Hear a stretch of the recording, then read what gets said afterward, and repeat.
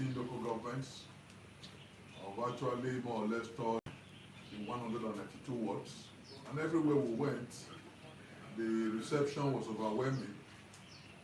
Our people were unanimous in their cry for change, and they believe that we have a candidate that will listen to them and that will bring the much needed change. So we are very confident that based on the campaign that we have done, based on the support we have, there is no doubt by the grace of God, Saturday will emerge winner in the governorship election.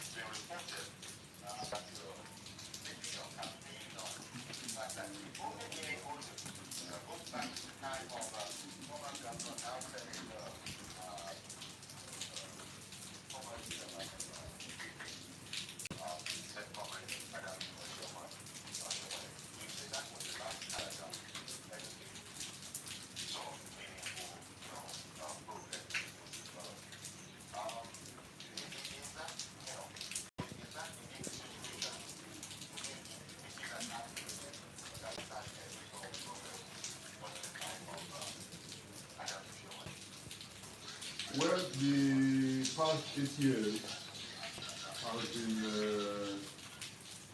very unfortunate. Unfortunate in the sense that the revenue that we in those years is unprecedented. It's been extremely high, almost twice what we had before then. And we have also borrowed so much. But it's unfortunate because all these monies do not translate to any meaningful development. When Comrade Adam Fushimole was governor, there were a lot of things that we saw without so much noise. For example, we saw improvements in public, what people call the Red Roof Revolution. It's actually even boosted people enrollment in many of our primary schools, because our primary schools became even more attractive than many of the homes of our pupils. And so everybody wanted to be enrolled in those schools. So every child was practically crying to go to public school. But today, all the schools are dilapidated. You don't see any new schools being built. The old schools are not being rehabilitated. And worst of all, in many of those schools, there are no teachers. You can't talk about education, you can't talk about education in the absence of teachers, and that is glaring. In agriculture, we have failed woefully. All we've been hearing about in the past 8 years are attempts to bring in investors who will go in mechanized farming. Our land has been taken away from our people. You know the one where I come, all our land has been taken away and given to people who don't even have any history of farming. So we just believe that our land has been given to friends to resell those who really need them. In Oshomole's time, industries came without us spending billions on MOU. For example, it's on record that Comrade Osagie was able to leverage the relationship with Dangote to attract his multi-million-dollar cement factory in Okpila.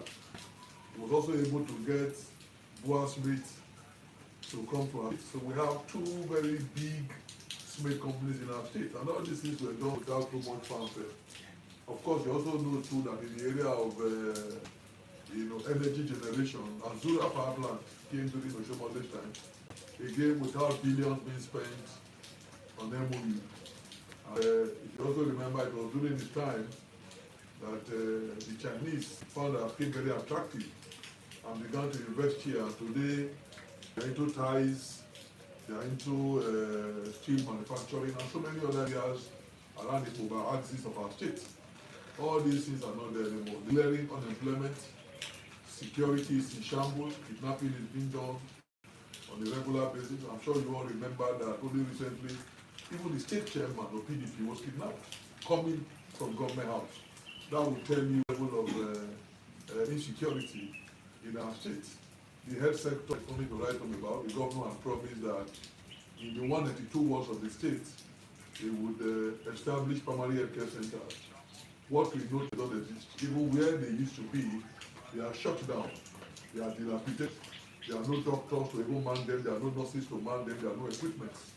And the central hospital that we had, that was our pride, an hospital built as far back as 1904, was shockingly destroyed. And the governor chose to say that he wants to erect a museum there. Destroy a hospital that caters for the living, only to erect a building for artifacts or for artworks. And we don't even know where the artifacts are going to come from, because the artifacts we were struggling with the Oba of Benin for, the federal government in their gazette has made it very clear that those artifacts were collected from the palace of the Oba, and on their return, they should be domiciled there. So we can understand the kind of administration we have had. We've had an administration that has been very deep. The governor has distracted himself, fighting of institutions, and does not augur well for governance. So, Shomole's time with respect for traditional institutions, we saw respect for the workforce, and we saw meaningful development. And of course, Oshomole also patronized the people. Most of the jobs that he gave out were given to people who were dominant in our state. But what we have now is contract being given to people who are not resident in our state, who have no business in our state. And so you have massive capital flight, and that has informed people the more. So quite honestly, Oshomole's time appears to be the good. Because in Oshomole's time that we had any serious attempt at defrauding our state. You remember the stormwater project, which Governor Obaseki abandoned. Some time ago, I read in the paper that they have spent $150 million to handle flooding in Oredo or in Benin City. That is ridiculous. That cannot be true, because we know that every time it rains here, the state becomes impassable, and the flood is unbelievable. So quite honestly, nothing is done here, despite the huge amount that has been collected. All we just hear are stories about MOUs being signed, but in terms of real concrete achievement, nothing is on.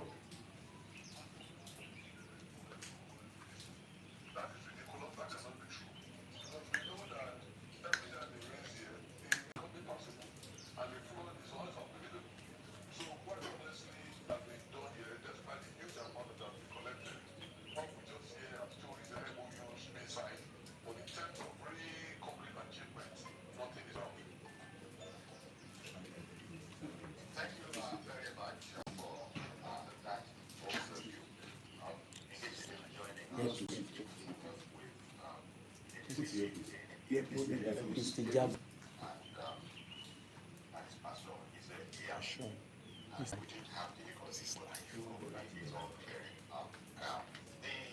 Other thing I wanted to bring to your attention is the matter of the integrity of the upcoming elections.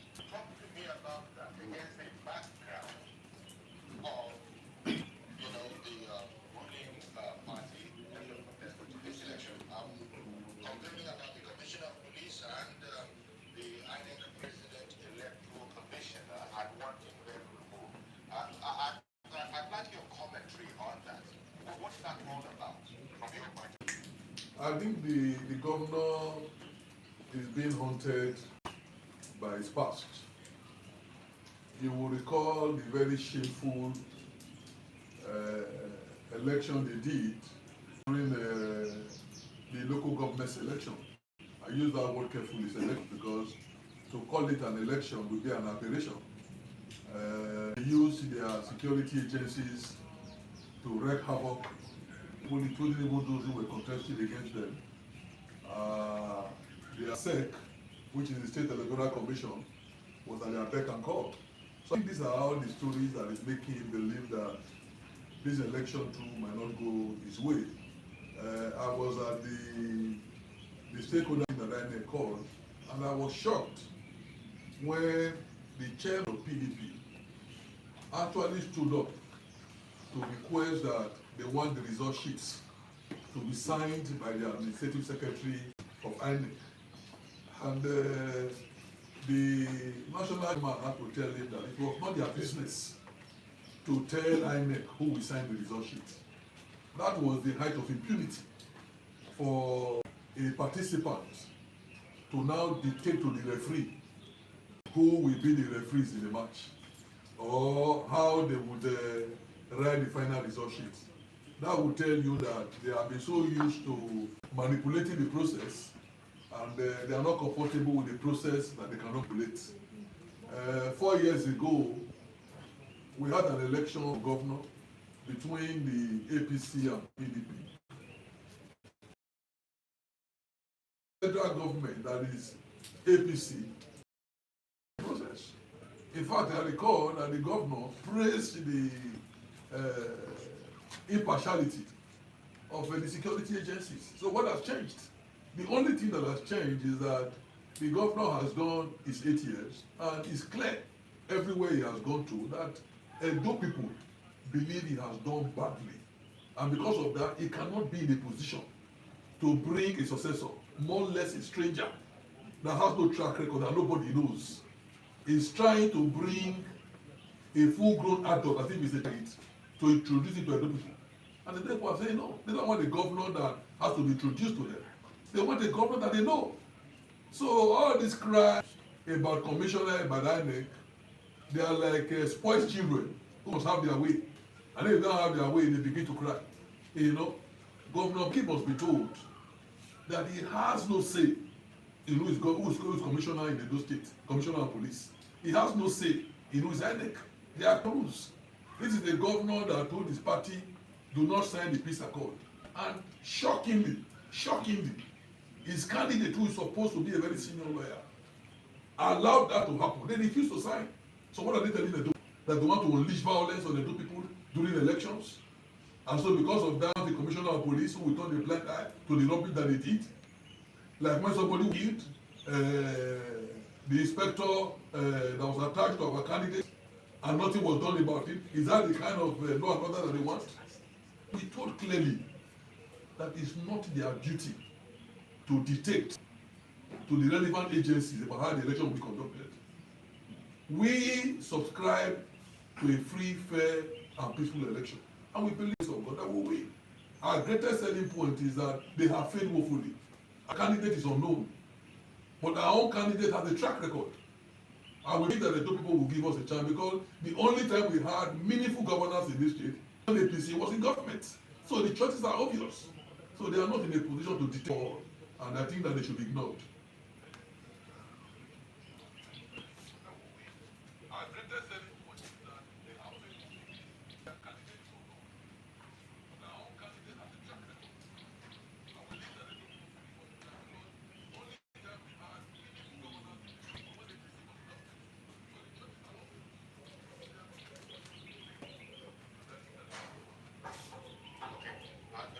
As you said, the governor really has a say. Most people are original the state.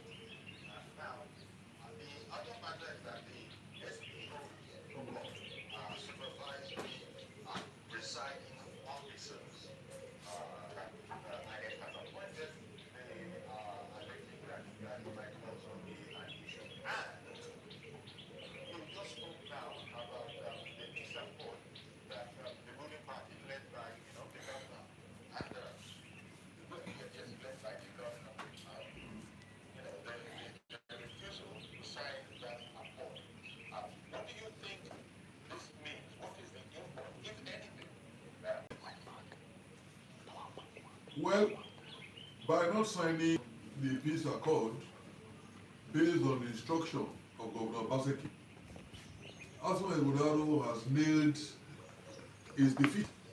He has made it clear that it's not his man, that whatever he do will be determined by what Governor Osagie dictates to him.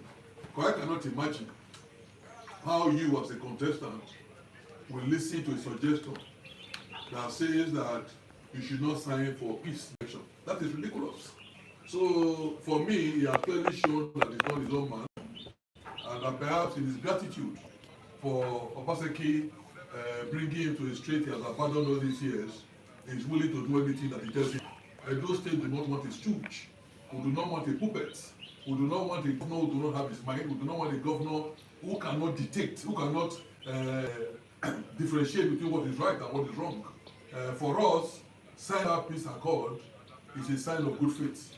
If you want peace, sign that you want. There's no people that are peace loving. I want the election to be very free, very fair, and very peaceful. So we are going to do everything to ensure that we play our part, and we want to encourage the security agency to deal ruthlessly with anybody that tries to manipulate, intimidate, or harass the electorate that day. People must be allowed to go and vote unmolested.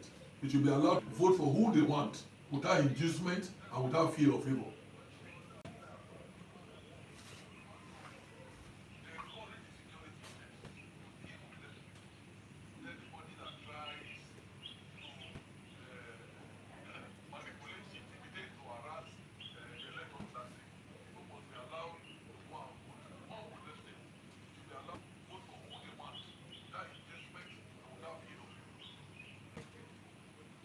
Still on the integrity of the upcoming election, these are supervisory deciding officers that they also, the Green Party also complained about. You know, your commentary on that. Well, the way Governor Osagie is crying wolf, I believe that he's going to lay a foundation for going to court after the election. But I sympathize with him if he believes that there's no way he would win, but let him put the blame where the blame should be. The blame should not be on anybody tampering with the process. I want to tell you categorically that APC as a party has no hand in who becomes INEC official. That is the purview of INEC. Osagie can be talking about that because when he had the opportunity to conduct local government elections, we know that everybody that was involved were card-carrying members of the PDP. But we do not follow that route, and we thank God that we have an independent electoral commission at the federal level who does what they do, and their recruitment is their own recruitment. So I want to assure you that we are more interested in working, selling ourselves to the electorate, and getting their vote. We are not interested in trying to manipulate the process, and I want to tell even PDP members that by the cries of Governor Osagie, they too must realize that the man has given up. Those who are still wasting their time in PDP should realize that the governor has lost faith. If I were them, the earlier they leave that sinking ship, the better for them, and join us to rescue it.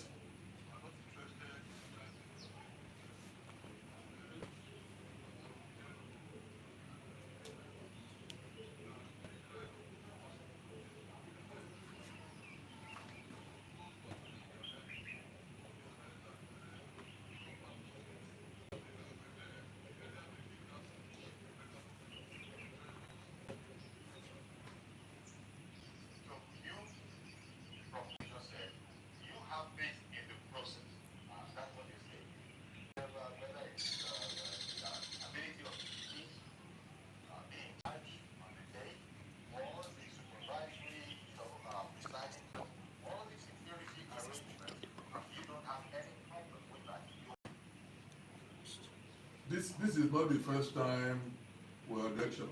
I'm sure you recall that 4 years ago I had the privilege of being the candidate of APC, and we were in power at the federal level. And the secret, because the obvious secret that was there was that even the governor compromised the security agencies because of the excess money that he had. I didn't have that kind of money, and because I was in the ruling party, I did not have that unfair advantage of being able to choose who would work for us. So I want to think that APC is not interested in rigging any election. We're interested in a free and fair election. Committed this election to the hands of God. Only yesterday we had a praise concert, a thanksgiving in advance, committing the election to the hands of God. We believe if God is on our side, we don't need INEC, we don't need the security agencies. You know, two people that we need is God Almighty, and they are two people. And we are confident that what we have done so far, God will support us because God looks at it. God sees the heart and he realizes that our candidate means well for Edo State. Edo people know Monday Okpewolo. They don't know the candidate of the PDP. They are still trying to sell him. All the billboards they have put in the state have not been able, to put their candidate in the hands of Edo people. Because Edo people are asking, this space, where was it before? What has it done for Edo people? And the answer is a big no. So we are very confident that after Saturday, we would have cause to celebrate and even thank God more the victory.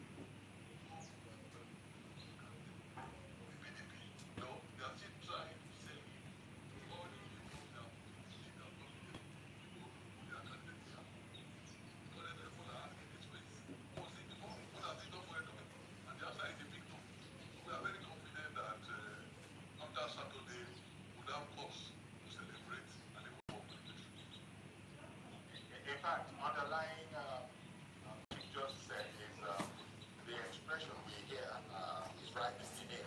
Okpebolo, the man where we sabi.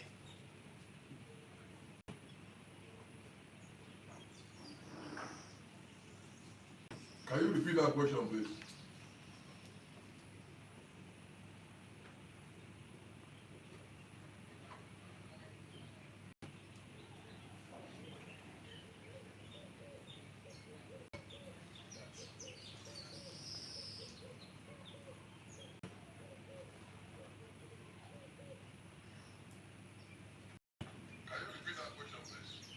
I say that, in line with what you just said, we hear that there have been chants of Okpebolo, the man where we sabi, and you yourself have made much of the fact that Okpebolo, Senator Okpebolo, is a raw material, known up and down the land, and you're contrasting that with your primary opponent.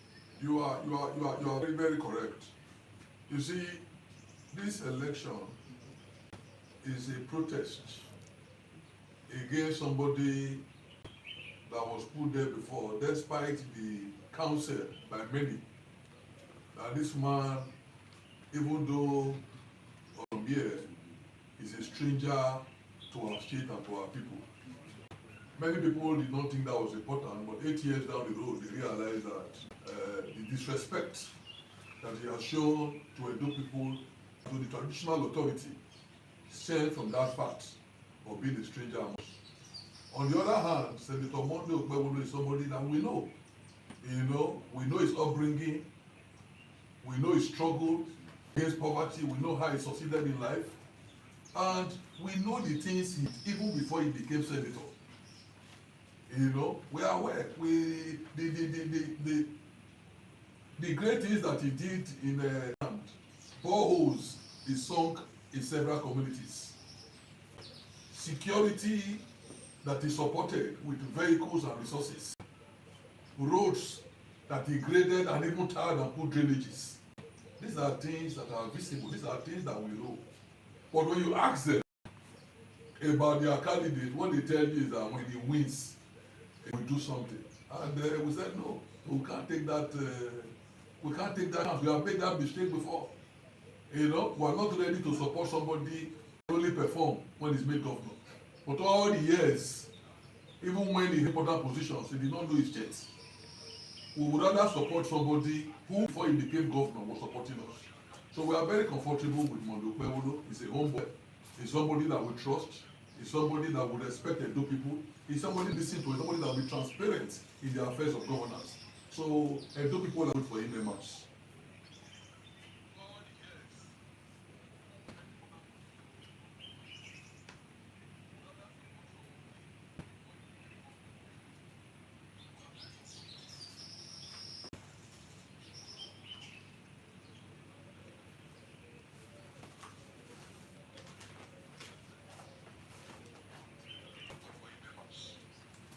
Okay. We do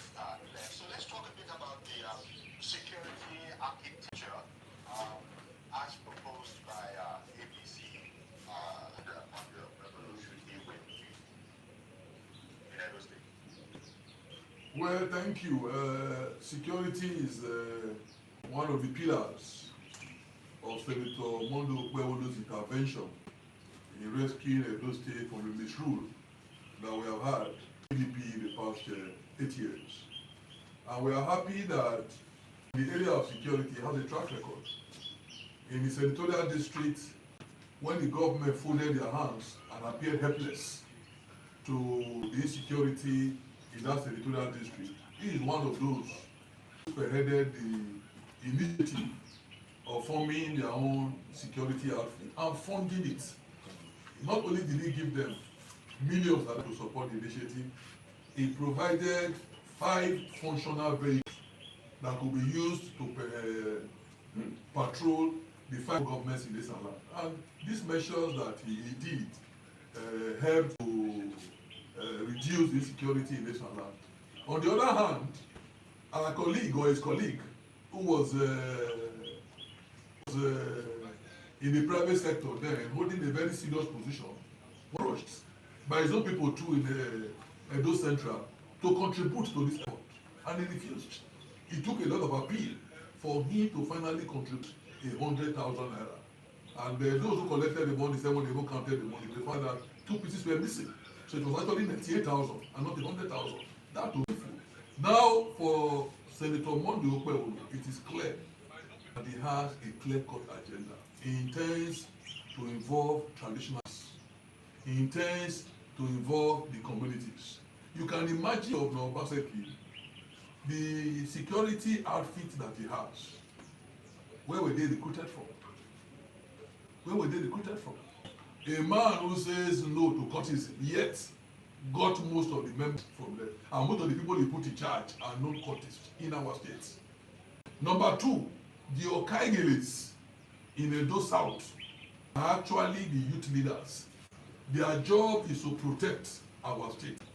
On his own, clearly not understanding that these people are not there because of him, but they are part of the additional setup of the Benin Kingdom. He prohibited them. And I'm sure the other day you saw men and women of the Benin nation, they protested against Governor Osagie. They even went to government house to lead their protest.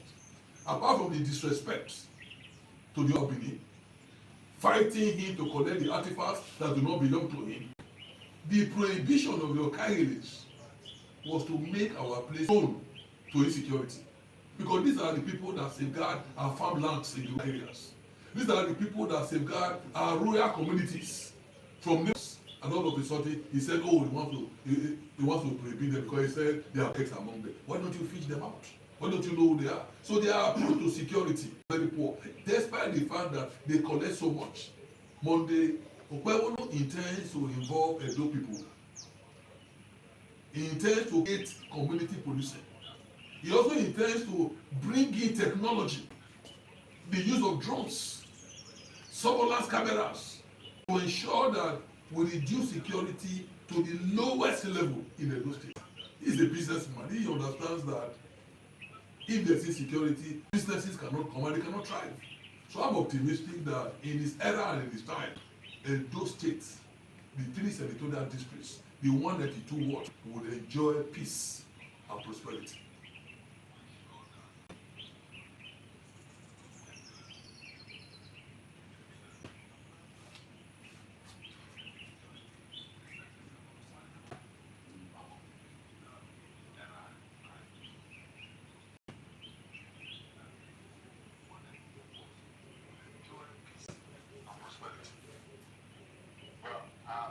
It's about time, unfortunately, to thank you.